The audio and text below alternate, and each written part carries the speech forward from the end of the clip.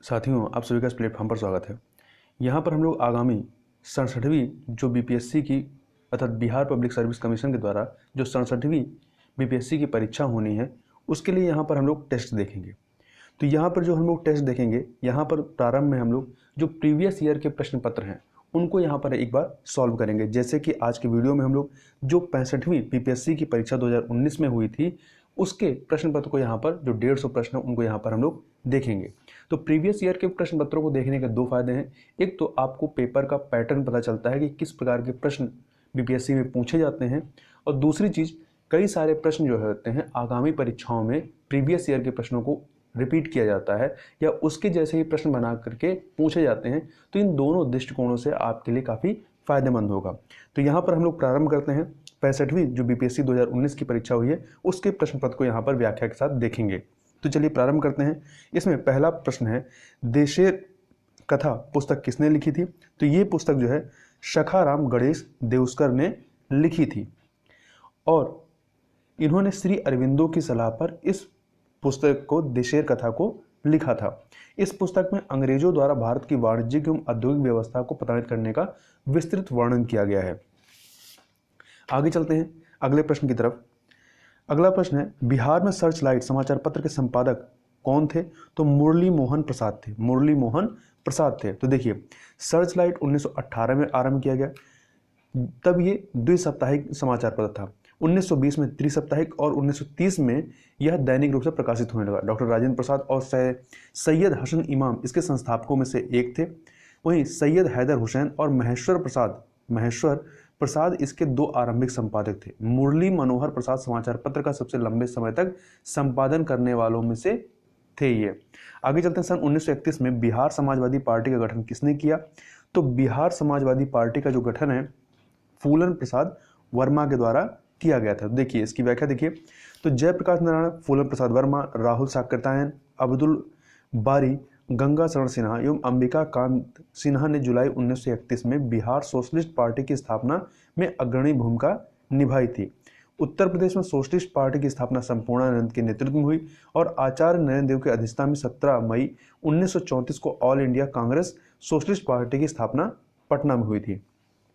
आगे चलते हैं, भारतीय राष्ट्रीय कांग्रेस के संस्थापक कौन थे?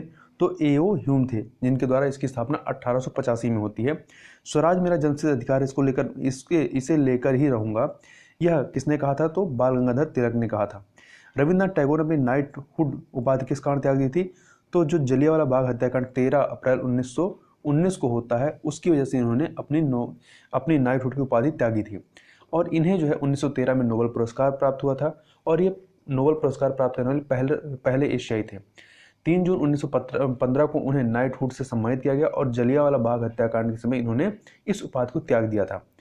इसके अतिरिक्त इनके लिखे गीत जो है जनगण मन, तो इनके जो लिखे गीत हैं वो दो देशों के राष्ट्रगान बने, एक तो भारत का जनगण मन और बांग्लादेश का आमार सोनार बांग्ला। वहीं श्रीलंका का राष्ट्रगीत भी उनकी कृति से प्रभावित है। भारत सेवक समाज की स्थापना की थी किसके द्वारा की गई? तो भारत सेवक समाज की स्थापना जो है गोपाल कृष्ण गोखले के द्वारा की जाती है। सी ऑप्शन आपका सही हो जाएगा। तो कब हुई थी ये, जब स्थापना कब हुई थी? 12 जून 1905 को गोपाल कृष्ण गोखले द्वारा सर्वेंट ऑफ इंडिया सोसाइटी की स्थापना की गई थी, विभिन्न सामाजिक समूह के भारतीयों को समाज सेवा एवं सुधार के लिए प्रशिक्षित करने के लिए। आगे चलते हैं, प्रश्न नंबर 8, काकोरी ट्रेन डकैती कांड में किन क्रांतिकारियों को फांसी दी गई थी? राम प्रसाद बिस्मिल और अशफाक उल्लाह खां को दी गई थी। तो इनके नेतृत्व में, इन दोनों के नेतृत्व में 9 अगस्त 1925 को हिंदुस्तान रिपब्लिकन एसोसिएशन, जो बाद में हिंदुस्तान सोशलिस्ट रिपब्लिकन एसोसिएशन बनता है, के सदस्यों के द्वारा काकोरी ट्रेन डकैती को अंजाम दिया गया था। इंडिया फॉर इंडियंस ये पुस्तक जो है किसने लिखी थी? तो ये पुस्तक जो है आपकी सीआर दास की है। किसकी है? सीआर दास की है, जिन्हें देशबंधु के नाम से भी जाना जाता है।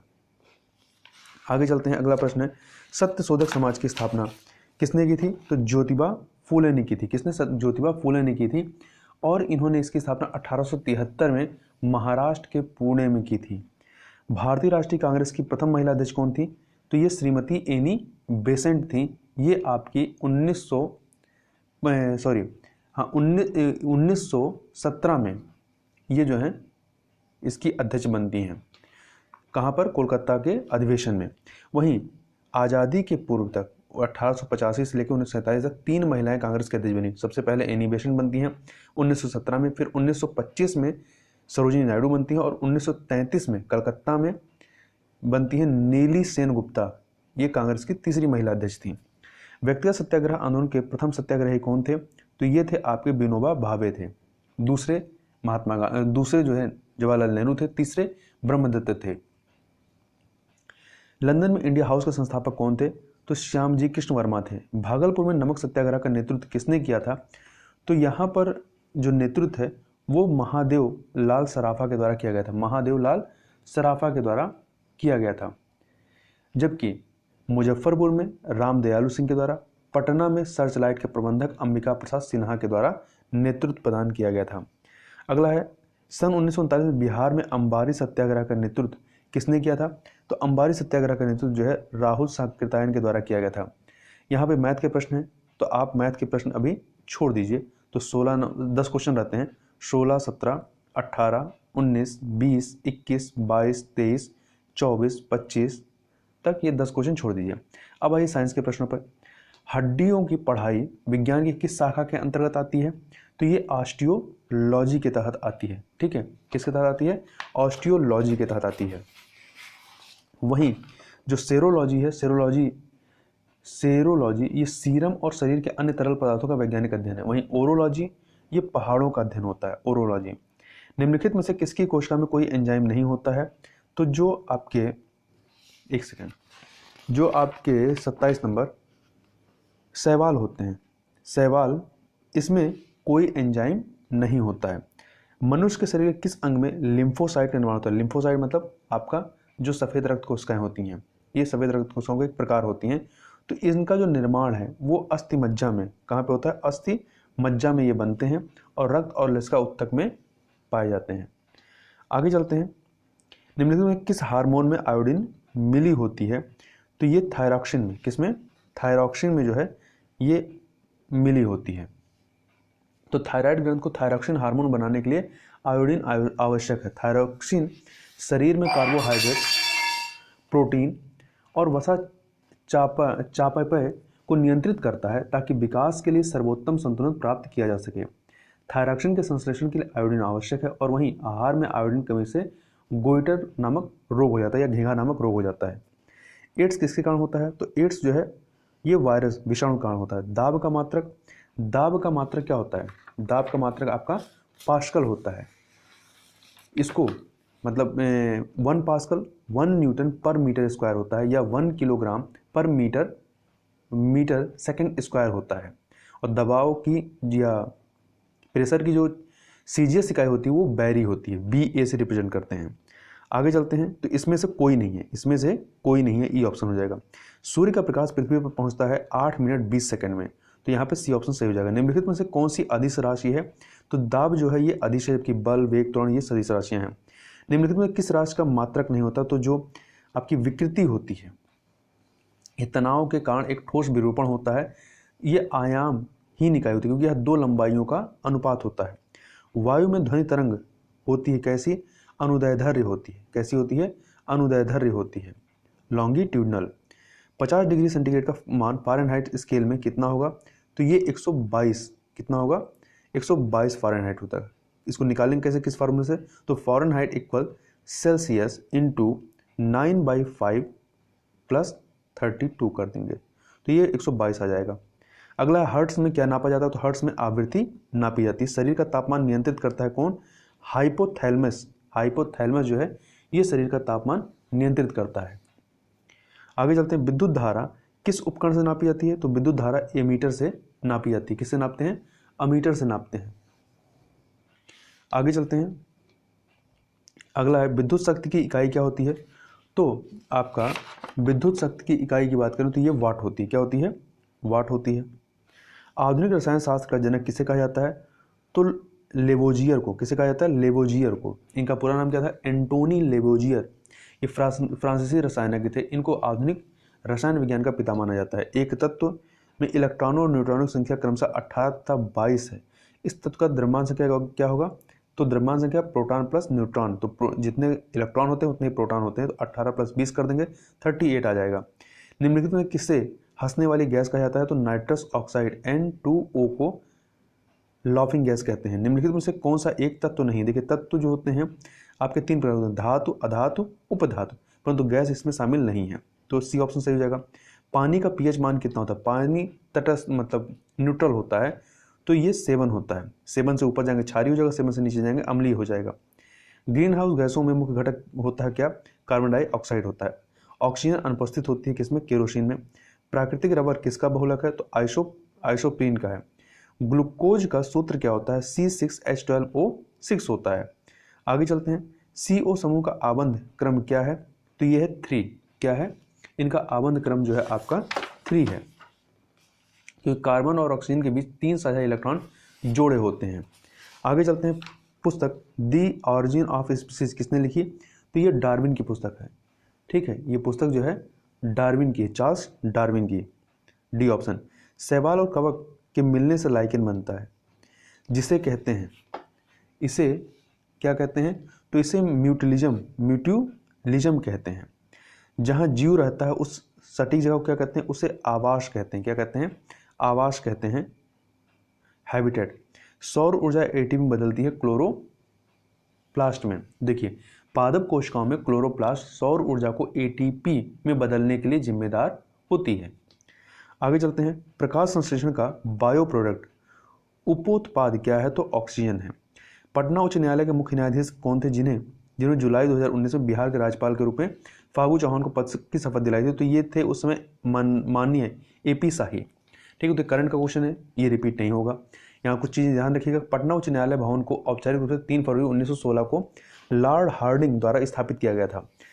एडवर्ड मेयार्ड डेस चैम्प्स चामियर बिहार के पहले मुख्य न्यायाधीश थे, और रेखा मनोहर लाल दीक्षित पटना उच्च न्यायालय की पहली महिला मुख्य न्यायाधीश थी। आगे चलते हैं, बिहार दिवस का क्या महत्व है जो हर साल 25 मार्च को मनाया जाता है? इस दिन राज्य पुनर्गठन आयोग ने बिहार का निर्माण किया। देखिए बिहार दिवस प्रत्येक साल 22 मार्च को मनाया जाता है। बिहार के आधुनिक राज्य को 22 मार्च 1912 को बंगाल प्रेसिडेंसी से बाहर किया गया था। 12 दिसंबर 1911 को दिल्ली दरबार में अंग्रेजों ने बंगाल को 3 अलग अलग प्रांतों बंगाल, बिहार, उड़ीसा और असम में पुनर्गठित किया। 22 मार्च 1912 को बंगाल, बिहार, उड़ीसा और असम के प्रांतों का गठन किया गया था। निम्नलिखित में किस राज्य को केंद्र सरकार द्वारा विशेष श्रेणी का दर्जा कभी प्रदान नहीं किया गया था? तो बिहार को प्रदान नहीं किया गया है। आगे चलते हैं, कश्मीर घाटी के अंतिम मुस्लिम शासक यूसुफ शाह चक, जिन्हें मुगल सम्राट अकबर द्वारा बिहार में निर्वासित किया गया था, दफन है कहाँ पे? नालंदा में। कहाँ पे दफन? नालंदा में। आगे चलते हैं, तो इनके बारे में थोड़ा सा देख लेते हैं। ठीक है, देखिए चाक वंश का यूसुफ शाह चक कश्मीर का अंतिम स्वतंत्र शासक था। 1592 में उड़ीसा में उनकी मृत्यु हो गई और उनके शरीर को कश्मीर चाक से सटे बेशवक में दफन करने के लिए बिहार लाया गया। आगे चलते हैं, बिहार राज्य पर्यटन विकास निगम की टैगलाइन क्या है? व्हील्स फॉर बिहार है। प्रधानमंत्री नरेंद्र मोदी ने हाल ही में, मतलब उस समय 2019 में हाल ही मंडल बांध परियोजना की नींव किस नदी पर रखी थी? तो इन्होंने जो है एक सेकंड, ये परियोजना जो है उत्तरी कोयल पे है। D option. ठीक है, आगे चलते हैं, जुलाई 2019 में बिहार में पाषाणिक स्थल मेगालिथिक साइट के पहले प्रलेखन के लिए विशेषज्ञों ने किस जिले का दौरा किया था? तो इन्होंने जो है कैमूर का, कहाँ का? कैमूर का दौरा किया था। तो ये भी करंट का है। अब 63 ये करंट का है, छोड़ दीजिए। 64 करंट का है। इसमें है हाल ही में इसरो और CNES ने एक संयुक्त समुद्री निगरानी प्रणाली स्थापित करने के लिए समझौते पर हस्ताक्षर किया। यहाँ CNES किस देश की अंतरिक्ष एजेंसी, इसको ये ध्यान रखिएगा, ये महत्वपूर्ण है। तो ये फ्रांस की है। पराग्वे की राजधानी कौन सी है? तो ये भी छोड़ दीजिए, करंट अफेयर है। हाल ही में, तो ये भी छोड़िए। 67 नंबर क्वेश्चन छोड़ दीजिए, ये सब करंट के हैं, तो ये रिपीट नहीं होंगे। वहीं मनोहर पर्रिकर का ये भी छोड़ दीजिए। 2018 के लिए अंतर्राष्ट्रीय गांधी शांति पुरस्कार के विजेता कौन थे? यो ही शशकावा थे। तो ये भी पूछने के चांसेस नहीं है। वहीं बिहार का विश्व का पहला ऊंट अस्पताल किस राज्य में स्थित है? तो ये जो है आपका कहाँ पर है? दुबई में स्थित है। Unix all England open badminton championship 2019, तो इसको भी छोड़ दीजिए। 5 राइनो की श्रेणी 2019 का है, ये भी छोड़ दीजिए। अगला है सर डॉन ब्रैडमैन के बाद टेस्ट प्रारूप में 25 शतक बनाने वाले दूसरे सबसे तेज बल्लेबाज कौन है? तो ये हैं आपके स्टीव स्मिथ। ये 2019 का प्रश्न है, छोड़ दीजिए, ये भी छोड़ दीजिए। 76 नंबर भी छोड़ दीजिए, करंट का क्वेश्चन है। 77 को भी छोड़ दीजिए, 2019 का है। और 78 को भी छोड़िए। अगला है अ गैलरी ऑफ रॉस्कल्स पुस्तक के लेखक कौन है? रस्किन बॉन्ड है। खुरदरा फर्नीचर की विशाल कंपनी आइका का भारत में पहला शोरूम 2018 में किस शहर में खोला गया है? तो ये कहाँ पर खोला गया है? एक सेकंड, इसको हैदराबाद में खोला गया है, परंतु इसकी ये भी क्वेश्चन रिपीट नहीं होगा क्योंकि करंट का है। अगला 2020 में ग्रीष्मकालीन ओलंपिक खेल कहाँ पर आयोजित किए जाएंगे? तो मतलब अभी हो गए हैं, कहाँ पे? जापान के टोक्यो में। अगला है क्वेश्चन, यूनेस्को ने 2019 के उत्सव को रासायनिक तत्वों की आवर्त सारणी के अंतर्राष्ट्रीय वर्ष के रूप में कितने साल पूरे होने का जश्न मनाया था?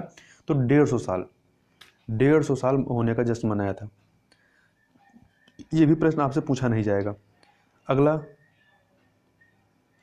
83 नंबर क्वेश्चन भी छोड़ दीजिए। ब्रिक्स शिखर सम्मेलन 2019 कहाँ आयोजित होने वाला है? तो ये ब्राजील में। 2021 वाला का अध्यक्ष कौन था? भारत रहा है। मुकुल पद्मनाभन के बाद समाचार पत्र द हिंदू के संपादक कौन बने? तो द हिंदू के संपादक जो हैं वो सुरेश नामवंत बनते हैं। आगे चलते हैं 86 नंबर क्वेश्चन, आधुनिक बिहार का निर्माता किसे माना जाता है? तो सच्चिदानंद सिन्हा को माना जाता है। देखिए ये थे कौन? तो इनके बारे में यदि बात करें, संविधान सभा के अंतरिम अध्यक्ष सच्चिदानंद सिन्हा को आधुनिक बिहार का निर्माता माना जाता है। बिहार प्रांतीय किसान सभा का गठन किसने किया था? तो स्वामी सहजानंद सरस्वती ने किया था। कब किया था? 1929 में। 1929 में सोनेपुर मेला के दौरान किसानों की वार्षिक सभा में किया गया था। अगला है डच ईस्ट इंडिया कंपनी ने किस वर्ष अपनी फैक्ट्री पटना में स्थापित की थी? तो इन्होंने पटना में 1932 में की थी, जबकि डच ईस्ट इंडिया कंपनी की स्थापना 20 मार्च 1602 में होती है। ठीक है, 1602 को जोहान वान ओल्डनबर्नबेल्ट ने की थी डच ईस्ट इंडिया कंपनी की स्थापना, और डच ईस्ट इंडिया कंपनी ने 1632 में पटना में अपना कारखाना स्थापित किया था। 89 नंबर क्वेश्चन देखते हैं, बिहार में स्वराज दल का गठन किसने किया था? तो बिहार में स्वराज दल का गठन जो है श्री कृष्ण सिंह के द्वारा किया जाता है। देखिए 1922 में कांग्रेस के मोतीलाल नेहरू और चित्तरंजन दास ने 1923 में स्वराज दल का गठन किया था। फरवरी 1923 में ही श्री कृष्ण सिंह के अधीन बिहार में एक स्वराज दल की शाखा का गठन किया गया। अपने शिलालेखों में अशोक सामंता किस नाम से जाने जाते थे? प्रियदर्शी। इनमें से कौन गुप्त काल में औषधि के क्षेत्र में अपने कार्य के लिए जाने जाते रहे हैं? तो यह है सुश्रुत। ठीक, ये गुप्त काल के थे। निम्नलिखित में से प्राचीन भारत की कौन सी लिपि दाहिने से बाईं ओर लिखी जाती है? खरोष्टी लिपि। निम्नलिखित में कौन सा बंदरगाह गुप्त काल में उत्तर भारतीय व्यापार के लिए उपयोग किया जाता था? तो ये इनमें से कई हैं, ताम्रलिप्त है, काम्बे हैं, तो ये इसमें ई ऑप्शन जो है 93 का सही हो जाएगा। अगला है मध्यकालीन 94 नंबर क्वेश्चन, मुगल चित्रकला किसके नेतृत्व में शीर्ष पर पहुंचती है? तो जहांगीर के काल में। 94 का ए। देखिए मुगल चित्रकला हुमायूं के शासनकाल के दौरान शुरू होती है, जहांगीर के शासन में अपने चरम पर पहुंचती है। मध्यकालीन भारत में मनसबदारी व्यवस्था क्यों लागू की गई थी? मध्यकालीन भारत में इसको क्यों लागू किया गया था? तो ये लागू किया गया सैनिकों की सुगमता से भर्ती हेतु। बी ऑप्शन सही हो जाएगा। देखिए 1751 के दौरान मुगल साम्राज्य में अकबर द्वारा शुरू की गई मनसबदारी प्रणाली प्रशासनिक प्रणाली थी। पूरी सैन्य व्यवस्था को मनसबदारी प्रणाली के आधार पर पुनर्गठित किया गया था। 96 नंबर क्वेश्चन देखते हैं, अष्टप्रधान का गठन किसने किया था? तो ये जो गठन होता है वो शिवाजी के द्वारा किया गया था। तो शिवाजी को उनकी 8 मंत्रियों की परिषद द्वारा सहायता प्रदान की गई, जिसे अष्टप्रधान मंडल के रूप में जाना जाता है। दिल्ली के किस सुल्तान ने सबसे ज्यादा नहरों का निर्माण कराया? तो फिरोज शाह तुगलक ने। ए ऑप्शन सही हो जाएगा। बंगाल खाड़ी में समुद्री डकैतों हेतु हुगली का उपयोग कौन करता था? समुद्री डकैती हेतु हुगली का उपयोग कौन करता था? तो देखिए इसका उपयोग जो है पुर्तगाली करते रहे। किसने किया था? पुर्तगालियों ने किया था। 18वीं शताब्दी तक भारत में पुर्तगालियों ने अपना व्यापारिक प्रभाव खो दिया। हालांकि उनमें से कुछ ने अभी भी अपनी व्यक्तिगत क्षमता में व्यापार किया और कई ने चोरी और डकैती की। हुगली का उपयोग कुछ पुर्तगाली बंगाल खाड़ी में समुद्री डकैती के आधार के रूप में करते थे। तो यहाँ पे सी हो जाएगा। ठगों का उन्मूलन किसके नेतृत्व में हुआ था? तो कैप्टन स्लीमैन के नेतृत्व में। अफगानिस्तान के प्रति आक्रामक नीति किस वायसराय ने अपनाई थी? तो इनके प्रति जो है आक्रामक नीति किसके द्वारा अपनाई गई? लॉर्ड लिटन के द्वारा। बी ऑप्शन सही हो जाएगा। यहाँ ध्यान रखिएगा, लॉर्ड लिटन ने अफगानिस्तान के प्रति आक्रामक नीति का पालन किया। उन्हें 1876 में वायसराय नियुक्त किया गया था। अगला देखते हैं, 1930 में महात्मा गांधी ने सबने अवज्ञा आंदोलन कहाँ से प्रारंभ किया? तो साबरमती से। कहाँ से? साबरमती से प्रारंभ किया था। उन्होंने 12 मार्च 1930 को 78 स्वयंसेवकों के साथ साबरमती आश्रम से 24 दिवसीय मार्च शुरू किया और 6 अप्रैल 1930 को नमक कर तोड़कर दांडी तट पर इसे समाप्त किया। आगे चलते हैं, साबरमती आंदोलन 1922 किसके नेतृत्व में साबरमती नहीं, शाराबंदी आंदोलन 1922 किसके नेतृत्व में प्रारंभ हुआ था? तो सरदार वल्लभ भाई पटेल के नेतृत्व में हुआ था। शाराबंदी मतलब कोई कर नहीं। ये 1922 में इस अभियान में किसानों ने कर नहीं देने का निर्णय लिया। भारत के विभाजन के समय भारतीय राष्ट्रीय कांग्रेस के अध्यक्ष कौन थे? जेबी कृपलानी थे। कौन थे? जेबी कृपलानी 1947 में थे। बिहार में 1857 के विद्रोह का नेतृत्व किसने किया था? तो कुंवर सिंह ने किया था। किसने किया था? कुंवर सिंह ने। तो जगदीशपुर के परमार राजपूतों के उज्जैनिया वंश के वीर कुंवर सिंह ने बिहार में 1826 में अपने पिता महाराजा साहबजादा सिंह की मृत्यु के बाद वह जगदीशपुर के तालुकेदार बन गए। अगला देखते हैं, असहयोग आंदोलन के दौरान बिहार में कृषकों का नेतृत्व किसने किया था? तो कृषकों का जो नेतृत्व है स्वामी विद्यानंद ने किया था। किसने किया था? स्वामी विद्यानंद ने किया था। आगे चलते हैं, अगला प्रश्न है, निम्नलिखित में से कौन सा जिला सबसे अधिक घने पतझड़ वाले वन क्षेत्रों से घिरा हुआ है? तो यह है आपका पश्चिमी चंपारण। क्या है? पश्चिमी चंपारण है। आगे चलते हैं, क्वेश्चन नंबर 107, बिहार के किस जिले में गंगा नदी सबसे लंबी है? तो पटना में सबसे लंबी है। तो ये गंगा नदी बिहार को 2 असमान हिस्सों में विभाजित करती है, उत्तर बिहार और दक्षिण बिहार। उत्तर बिहार में 21 जिले हैं, दक्षिण बिहार में 17 जिले हैं। गंगा जो है बिहार के 12 जिलों से होकर गुजरती है। कौन कौन से? बक्सर, भोजपुर, सारण है, पटना है, वैशाली है, समस्तीपुर है, बेगूसराय है, मुंगेर है, खगड़िया है, कटिहार है, भागलपुर और लखीसराय है। गंगा का अधिकतम फैलाव जो है वो कहाँ पे है? पटना में है। 2011 की जनगणना के अनुसार बिहार के किस जिले में सर्वोच्च घनी आबादी प्रति वर्ग किलोमीटर दर्ज की गई है? तो इसमें देखेंगे तो ये बिहार का शिवहर है। बिहार का शिवहर है। आगे चलते हैं, निम्नलिखित में से कौन सा देश भौगोलिक दृष्टि से सीमा रहित सबसे बड़ा देश है? तो जापान है। आपका सी ऑप्शन सही हो जाएगा। सर्वाधिक उत्तर दक्षिणी अक्षांशीय लंबाई वाली सीमा वाला देश कौन सा है? तो ये देखिए चिली को माना गया है, परंतु यदि आप ऑफिशियल आंकड़े देखेंगे तो रूस होता है। निम्नलिखित में से किस देश में सबसे अधिक संख्या में द्वीप है? तो इंडोनेशिया में है। निम्नलिखित में से कौन सा विश्व का सबसे अधिक केसर उत्पादन करने वाला देश है? तो ईरान है। निम्नलिखित में कौन सा देश विश्व का सबसे अधिक यूरेनियम उत्पादन करने वाला देश है? तो कजाकिस्तान है। कन्याकुमारी सटी पहाड़ियाँ कौन सी हैं? तो कन्याकुमारी सटी पहाड़ियाँ आपकी कार्डेमम पहाड़ियाँ हैं। कौन सी हैं? कार्डेमम पहाड़ियाँ हैं। यहाँ ध्यान रखिएगा कि कार्डेमम पहाड़ियाँ ये दक्षिण पूर्व केरल और दक्षिण पश्चिम तमिलनाडु में स्थित हैं। कन्याकुमारी शहर जो है कार्डेमम पहाड़ियों का दक्षिणी छोर है। वहीं सेरवारायन पहाड़ियों भी स्थित हैं। इस तमिलनाडु के सलेम के पास एक विशाल पर्वत श्रृंखला है। अगला, निम्नलिखित में से गंगा नदी का कौन सी उपनदी है? ठीक है, तो ये आपका उत्तरी कोयल है। कौन सी है? उत्तरी कोयल है। निम्नलिखित में से किस पहाड़ी पर चाय बागान नहीं है? तो गिरनार पर। गिरनार पहाड़ कहाँ पे है? तो ये आपका गुजरात में स्थित है। ये पहाड़ियाँ शिलालेखों और जैन मंदिरों के लिए प्रसिद्ध हैं। कानन देवन पहाड़ियाँ नीलगिरी और दार्जिलिंग अपने चाय बागानों के लिए प्रसिद्ध हैं। आगे चलते हैं, 117 नंबर क्वेश्चन देखते हैं। भारत के किस राज्य का सर्वाधिक क्षेत्र घने पतझड़ वाले जंगल से घिरा हुआ है?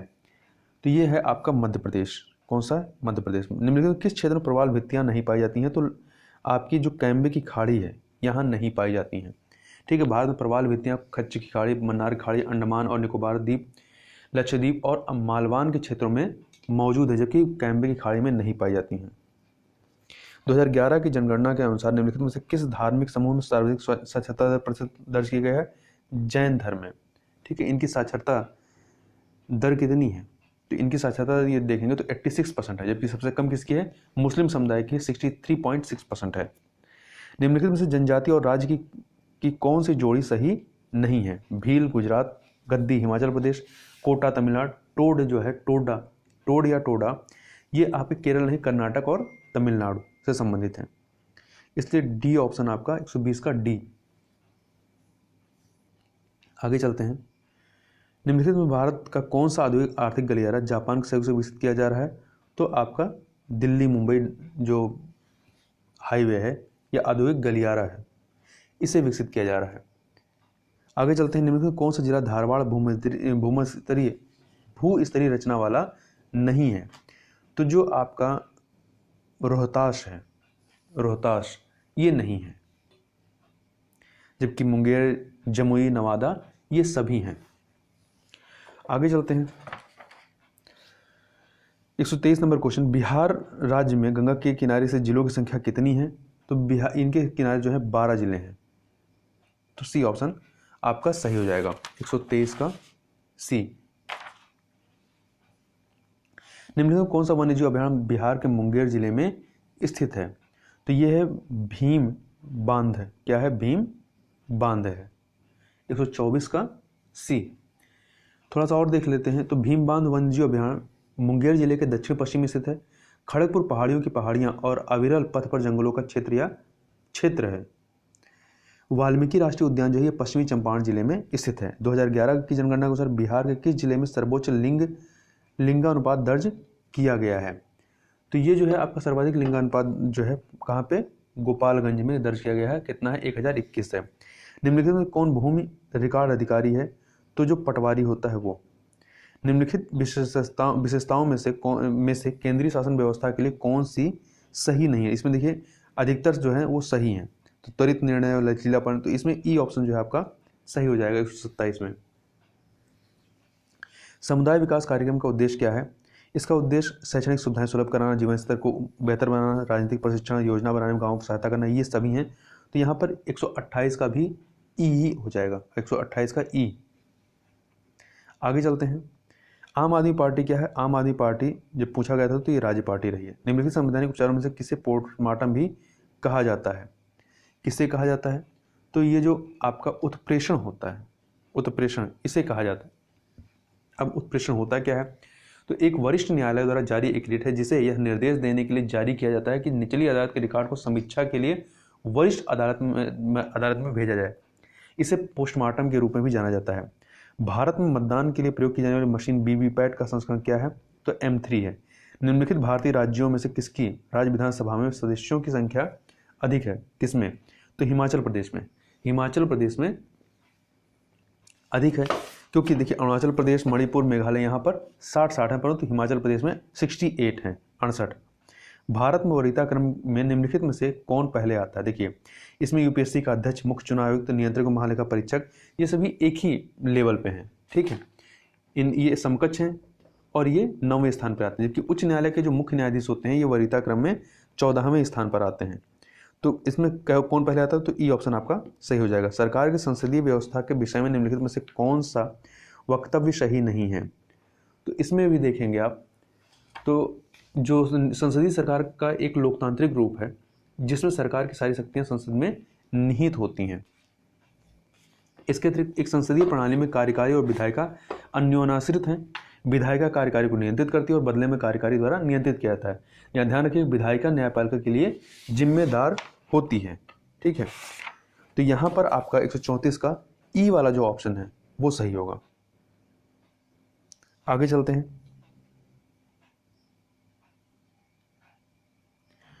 133 का ई, 134 का भी। निम्नलिखित में किसका निर्माण पंचायती राज व्यवस्था के तहत होता है? तो ग्राम पंचायतों का। 136 नंबर, जनगणना 2011 के अनुसार बिहार में बाल लिंगानुपात कितना है? तो यहाँ पर जो आपका बाल लिंगानुपात, एक सेकंड, कितना है? 935 है। तो ए ऑप्शन आपका सही हो जाएगा। इसके अतिरिक्त यहाँ ध्यान रखिएगा कि बिहार का लिंगानुपात कितना है? 918, जो कि राष्ट्रीय औसत 943 से नीचे है। यहाँ पे B option, sorry A option 935। वर्ष 2017-18 तो छोड़ दीजिए, वर्ष 2017-18 ये भी छोड़ दीजिए। छठी पंचवर्षीय योजना के दौरान निम्नलिखित में कौन सा कार्यक्रम शुरू किया गया था? तो एकीकृत ग्रामीण विकास चालू किया गया था। एकीकृत ग्रामीण विकास छठी पंचवर्षीय योजना 1980 से 85 में रहती है और एकीकृत ग्रामीण विकास की अवधारणा पहली बार 1976-77 में शुरू की गई थी। तो ए ऑप्शन आपका सही हो जाएगा। अंत्योदय कार्यक्रम सर्वप्रथम किस राज्य में शुरू किया गया था? तो ये जो है सर्वप्रथम आपका राजस्थान में चालू किया जाता है। कहाँ पे? राजस्थान में चालू किया गया था और 25 दिसंबर 2000 को केंद्र सरकार के द्वारा इसको प्रारंभ किया गया था। वर्ष 2017 में मांस निर्यात में वस्तुओं के निर्यात में भारत की साझेदारी कितनी थी? ये भी छोड़ दीजिए, 2017 का आंकड़ा है। अगला है वह प्रथा जिसके तहत किसान स्वयं भूमि का मालिक होता है और सरकार को भू राजस्व के लिए भुगतान के जिम्मेदार माना जाता है। तो रैयतवाड़ी प्रथा के तहत, किसके तहत? रैयतवाड़ी प्रथा के तहत। देखिए 1820 में मद्रास के गवर्नर सर थॉमस मुनरो द्वारा भू राजस्व की रैयतवाड़ी प्रणाली शुरू की गई थी या स्थापित की गई थी। कैप्टन अलेक्जेंडर रीड पहले इस प्रणाली को बारामाहल जिले में स्थापित करने के लिए थे और मुनरो ने इसे अन्य क्षेत्रों में लागू किया। आगे चलते हैं। वित्तीय वर्ष 2018 में कुल विदेशी ऋण विदेशी मुद्रा प्रारक्षित भंडार में है, इसको छोड़ दीजिए, ये करंट का है। निम्नलिखित में कौन सा प्रत्यक्ष वित्त का स्रोत नहीं है? तो जो नाबार्ड है ये प्रत्यक्ष वित्त का स्रोत नहीं है। ईपीसीजी का रूप क्या है? तो ये एक्सपोर्ट प्रमोशनल कैपिटल गुड्स है। ठीक है, 145 का सी, एक्सपोर्ट प्रमोशन कैपिटल गुड्स, सी वाला। अगला प्रधानमंत्री श्रम योगी मानधन योजना में प्रत्येक ग्राहक को 60 वर्ष की आयु प्राप्त करने पर न्यूनतम अनुमानित पेंशन प्रति माह कितनी प्राप्त होगी? 3000। भारत में न्यूनतम समर्थन मूल्य का निर्धारण कौन करता है? कृषि लागत एवं मूल्य आयोग करता है। हिंदू वृद्धि दर किससे संबंधित है? तो ये आपका जीडीपी से संबंधित है। बिहार में कृषि कुंभ मेला 2019 कहाँ आयोजित किया गया? तो ये मोतिहारी में आयोजित हुआ था। नीति आयोग के स्वास्थ्य सूचकांक 2019, तो ये लेटेस्ट आंकड़ा पूछा जाएगा, ये इसका नहीं पूछा जाएगा। के अनुसार बिहार राज्य का स्कोर कितना रहा है? तो ये आपका 32.11 रहा है। इस प्रकार से यहाँ पर हम लोगों ने 150 प्रश्नों को देखा, जिसमें मैथ के प्रश्नों को हम लोगों ने नहीं किया और जो करंट के प्रश्न थे उसको भी छोड़ दिया है। तो इस वीडियो में बस इतना ही। मिलते हैं नेक्स्ट वीडियो में, तब तक के लिए बहुत बहुत धन्यवाद।